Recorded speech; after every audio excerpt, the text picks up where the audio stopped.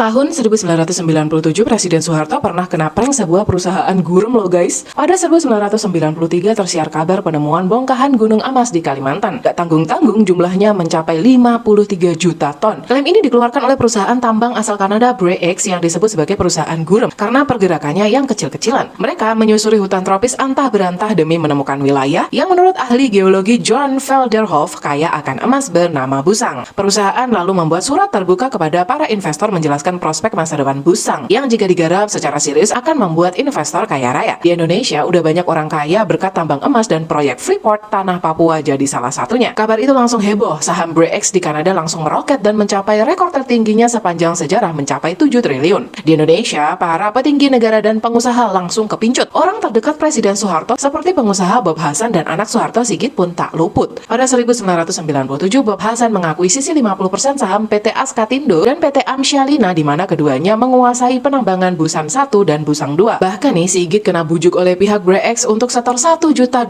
per bulannya agar perusahaannya PT Panutan Daya menjadi konsultan di Busang. Akan tetapi, Presiden Soeharto mengharuskan perusahaan asing berbagi saham dan bekerja sama dengan pemerintah. Dalam kasus Busang, Soeharto menunjuk PT Freeport McMoran sebagai perusahaan tambang yang mewakili pemerintah. Dari sinilah fakta emas Busang mulai terungkap. Freeport menjalankan prosedur ketat yakni verifikasi lapangan. Mereka wajib mengambil sampel untuk membuktikan di laboratorium bahwa tanah tersebut benar mengandung emas. Tak disangka pada 19 Maret 97, hari yang sama saat Freeport melakukan verifikasi, tersiar kabar kalau bos BreX Michael de Guzman, direktur eksplorasi BreX, menghilang. Dikabarkan Guzman tewas bunuh melompat dari kursi penumpang helikopter dalam perjalanannya ke Samarinda Busang. Ternyata mayat tersebut ciri fisiknya nggak sama dengan Guzman. Yang membuat kasus ini semakin jelas adalah prank belaka. Freeport merilis hasil verifikasi bahwa tanah Busang tidak mengandung emas. Kabar itu membuat heboh Indonesia sebab telah berhasil membuat Presiden Soeharto ketipu. Saham BreX pun langsung anjlok. Para investor ngamuk. Bahkan mereka sampai menyandra bos BreX David Walsh untuk diminta uangnya kembali. Dan kabar bagus bagi Guzman, ia tak ditemukan sampai sekarang.